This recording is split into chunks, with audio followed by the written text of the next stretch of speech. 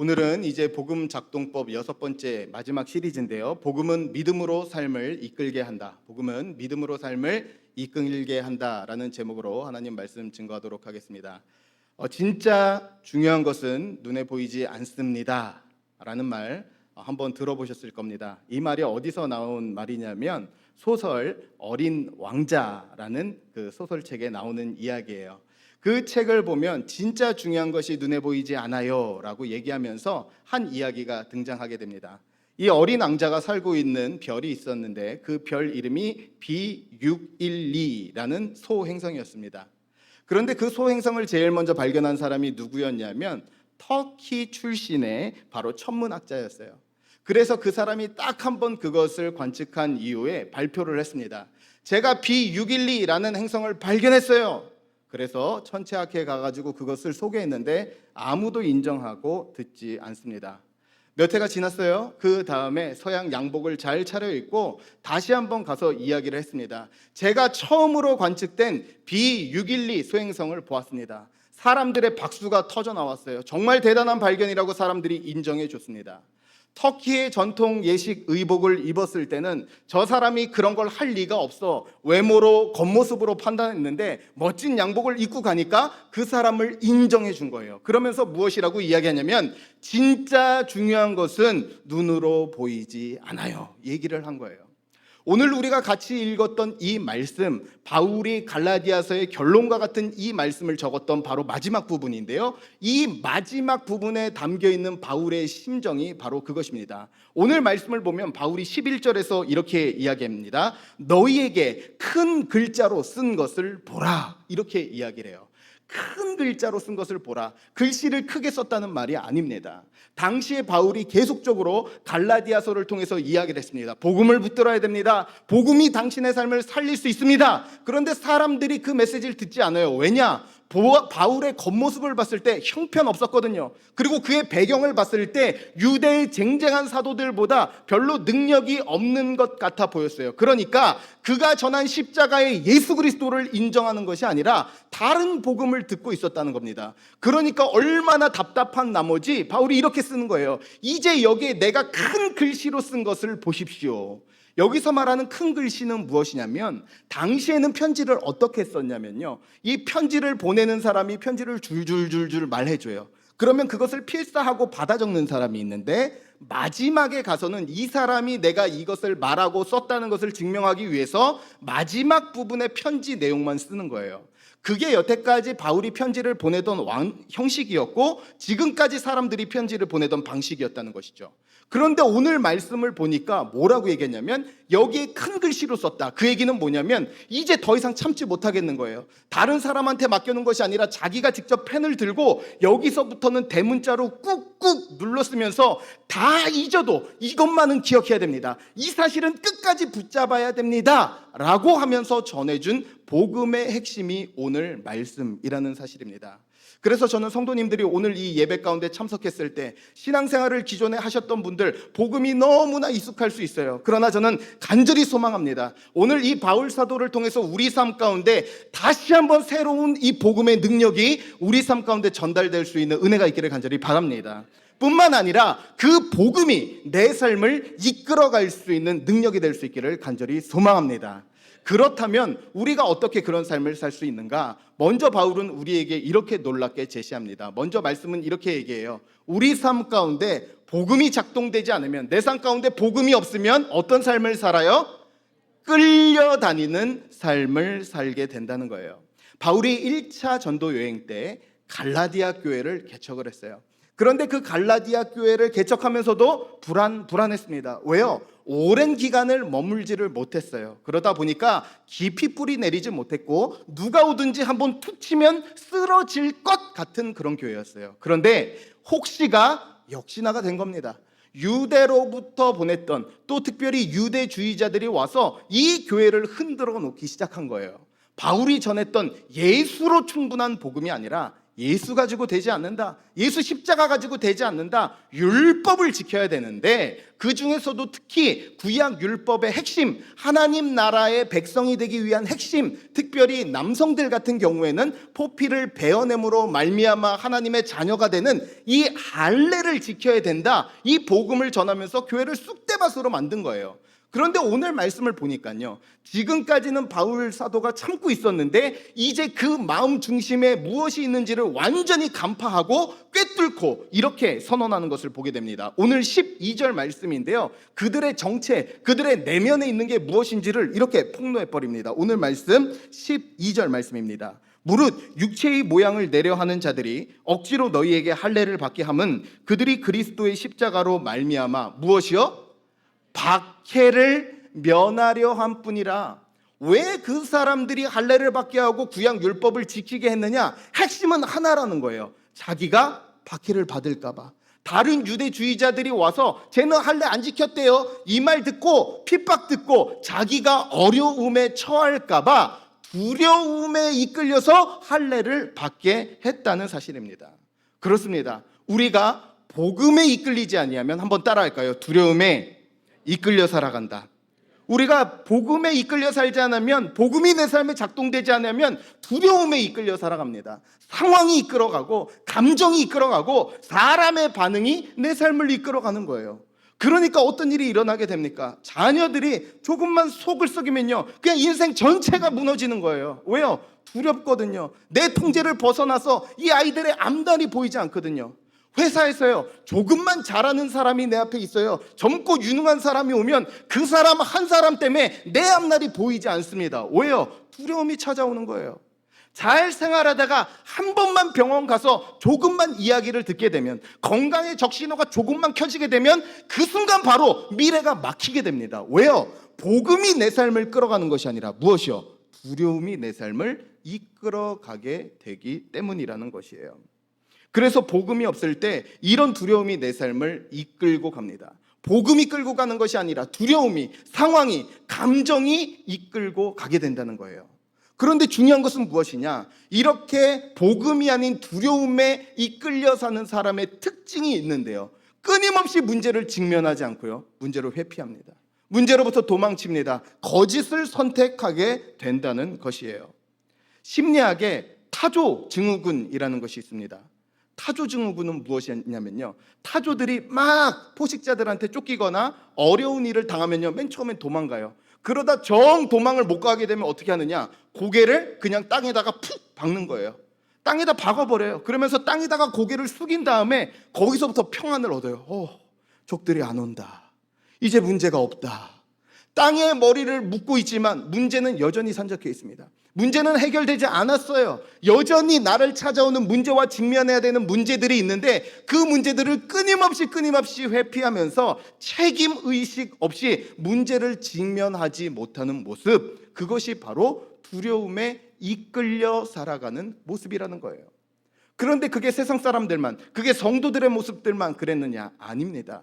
예수님을 믿었던, 예수님을 보고 만졌던 처음 성도들 역시도 그랬어요. 제자들이요, 예수님께서 십자가에서 죽으신 다음에 그들이 공식적으로 모여서 한 것이 있는데요, 성경은 가감없이 이렇게 선언합니다. 그들이 뭐 했냐? 요한복음 20장 말씀에 이렇게 나와 있어요. 요한복음 20장 19절 말씀인데요, 같이 읽어볼까요? 시작. 안식 후 첫날 저녁에 제자들이 유대인들을 어떻게 해서요? 두려워하여 모인 곳에 문들을 어떻게 했어요? 닫았더니 예수께서 오사 가운데 서서 이르시되 너희에게 평강이 있을지어다. 여러분, 이 말씀이 얼마나 위로되는지 몰라요.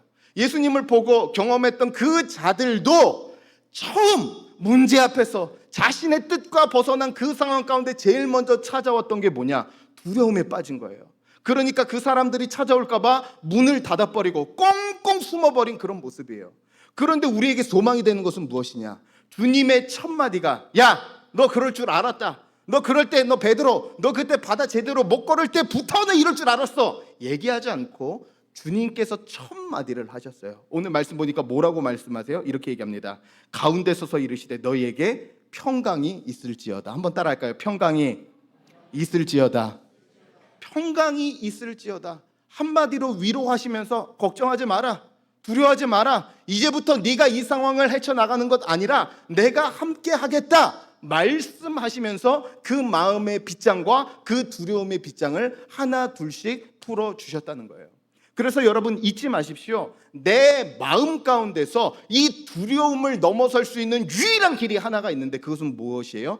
다시 주님 주시는 평강, 다시 한번 내게 허락하신 이 복음의 능력이 내 삶 가운데 살아날 때 우리가 두려움에 이끌려 살지 않고 상황에 이끌려 살지 않게 되는 줄로 믿습니다. 저는 간절히 성도님들이 이 사실을 기억할 수 있기를 바랍니다. 복음이라는 건요, 우리가 예수 믿는다는 것은 아주 멋진 마법과 같이 내 삶 가운데서 어렵고 걱정되는 일들이 사라지는 것이 아니에요.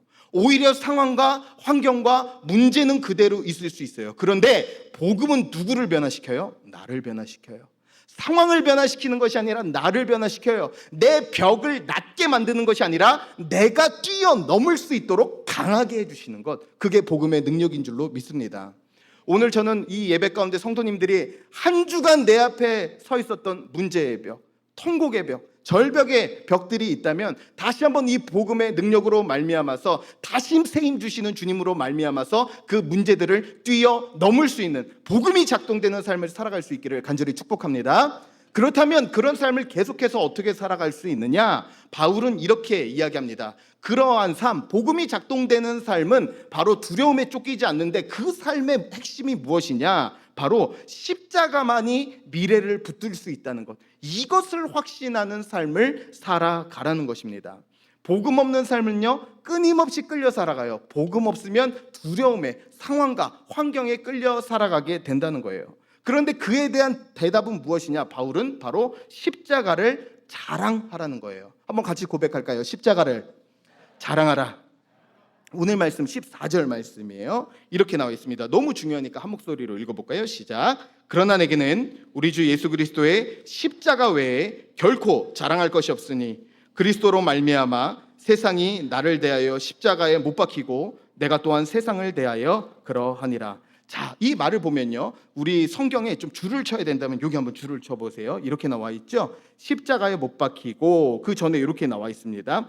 우리 주 예수 그리스도의 십자가 외에 뭐 할 것이 없다고요? 결코 자랑할 것이 없다. 사실 이 말이요, 같이 쓸 수 없는 두 단어가 같이 나오고 있는데요, 십자가와 자랑이라는 단어예요.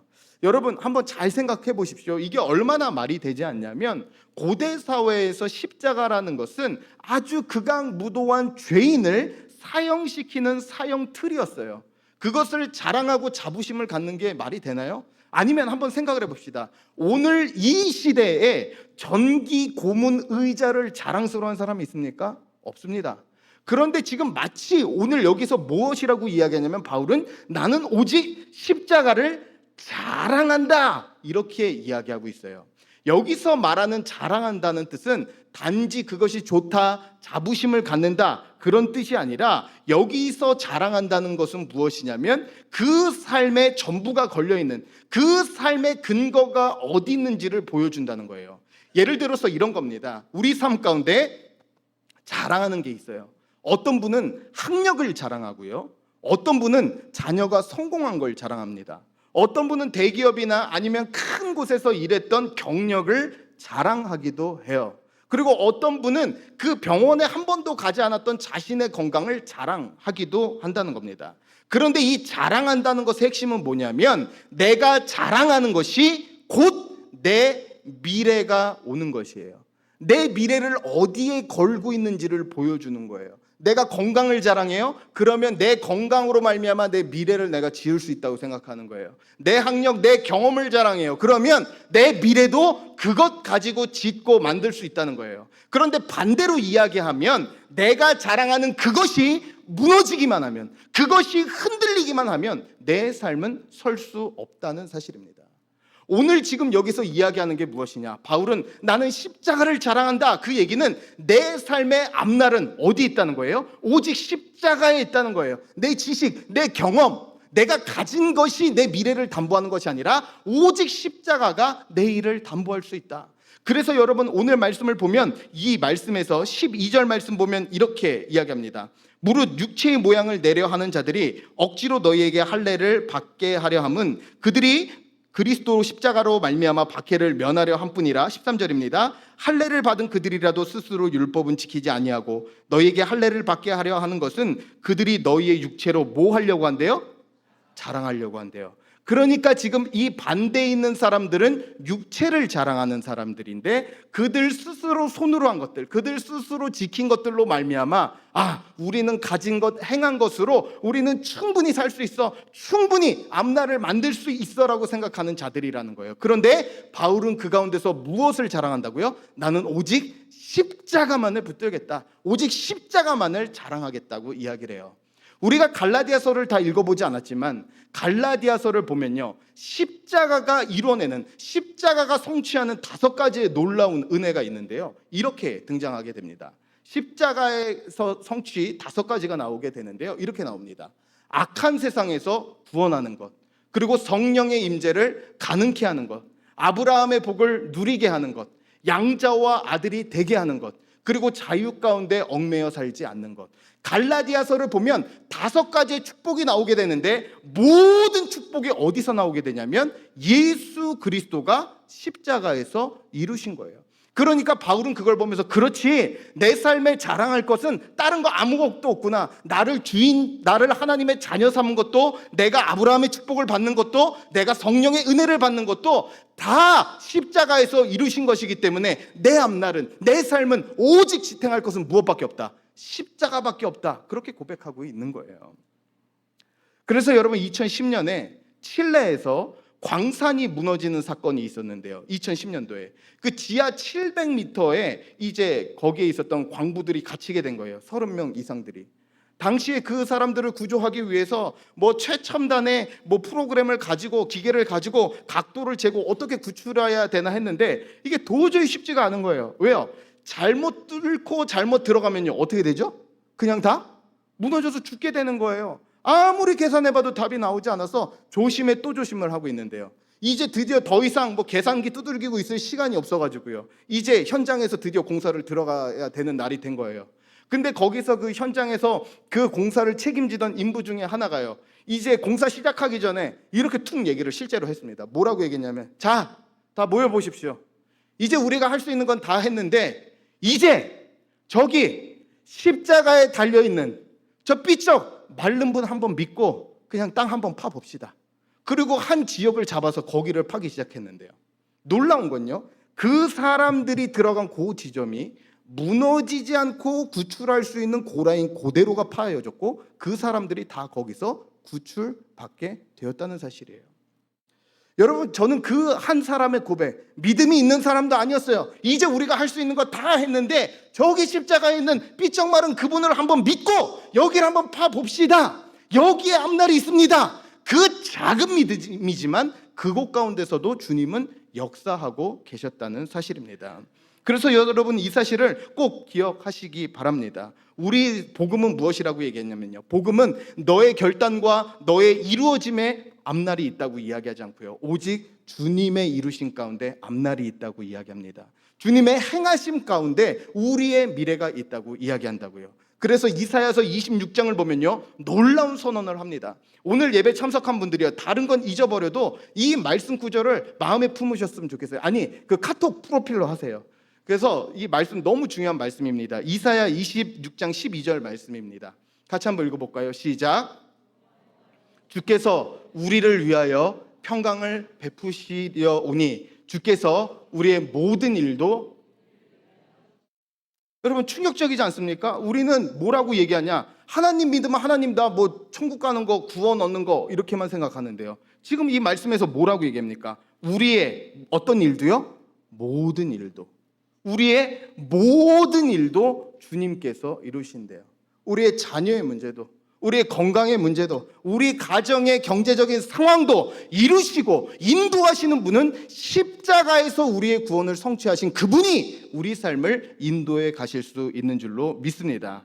그래서 결국 인생은요, 그 한 현장 소장의 말처럼 우리가 주님 믿고 한번 가봅시다, 이 고백이에요. 저는 제가 목사지만 성도님들의 장례, 성도님들을 신방하고 만나면서 삶의 어려움들을 만날 때마다 점점 더 내리게 되는 이 세상의 결론은 딱 하나인 것 같아요.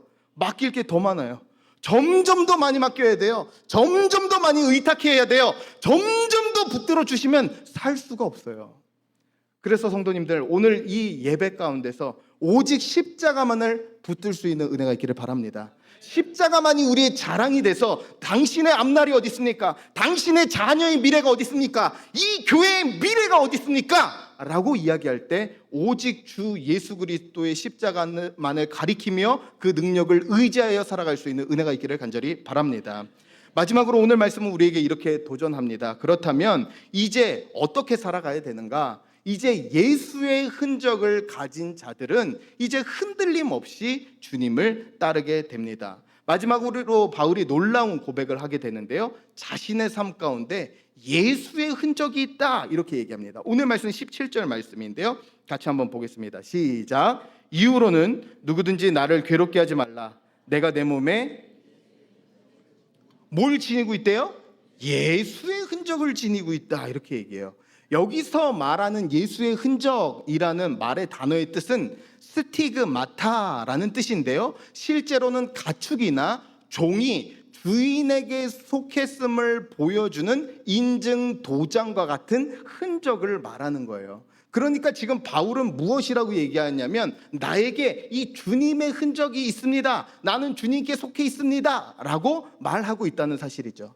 그런데 사실 이게 우리가 이 말씀을 읽으면요, 좀 고개를 갸우뚱해야 됩니다. 바울이 복음 전하다가 사람들에게 죽을 만큼 고생당하고 감옥에 갇히고 쫓겨나고 수없이 많은 어려움들을 겪었어요. 그렇다면, 그런 일들을 겪었다면 한 단어로 뭐라고 표현해야 되냐면 이렇게 표현해야 됩니다. 나에게 상처가 있다, 이렇게 말해야 돼요. 그런데 오늘 말씀 보면 뭐라고 이야기해요? 흔적이 있대요. 상처는요, 덮고 싶고 지우고 싶고 수치스러운 일이에요. 그런데 오늘 말씀 보니까 자기가 고난당하고 매맞고 죽을 만큼 어려운 일을 겪고 감옥에 갔던 그 모든 일들이 흔적이래요. 영화로운 일이래요. 왜 그렇게까지 고백을 하냐는 거예요. 이유는 하나인데요, 그 일들을 겪는 순간들마다 주님께서 함께 계셨기 때문에 그래요. 함께 계셨을 때 그 일들은 지워져야 되는, 없어져야 되는 상처가 아니라 주님을 위한 뭐가 되는 거예요? 흔적이 되었다는 사실입니다. 그래서 영어 표현 중에서요, turning your scars into stars, 당신의 상처를 별이 되게 하라라는 말이 있어요. 스카가 상처고 스타가 별입니다. 이게 말이 비슷하잖아요, 스카와 스타가. 무슨 이야기냐면, 당신의 상처가 있다면 그것이 무엇이 되게 하라는 거예요? 별이 되게 하라는 거예요. 별이. 상처로 머물지 않고 내 삶을 이끌 수 있는 별이 되게 하고, 누군가의 삶을 비춰줄 수 있는 빛이 되게 하라, 이야기하고 있다는 사실입니다. 그럴 때 바울에게 어떤 일이 일어나게 됩니까? 자신에게 있었던 일이 수치스러운 일, 가려져야 되는 일이 아니라 영광스러운 일이고 내 삶을 이끄는 일이고 다른 이들을 비추는 데까지 사용되는 은혜의 통로로 쓰임받게 됐다는 사실이에요. 그래서 우리 삶 가운데서도요, 주님 없는 고난은 그냥 생 고생입니다. 아무런 의미 없는 고생이고 힘듦이에요. 그런데 주님이 함께 하심으로 말미암아서 그 삶이 해석이 되고, 그것이 다시 한번 주님께서 내 삶을 쌓아오신 주 예수 그리스도의 흔적이 될 때, 우리는 과거 돌아보면서 끊임없이 과거를 없애기 위해서, 지난날의 상처와 아픔을 없애기 위해 애쓰며 인생을 낭비하는 삶이 아니라 내일을 향해서 살아갈 수 있는 길이 바로 그곳 가운데 열리게 된다는 사실입니다.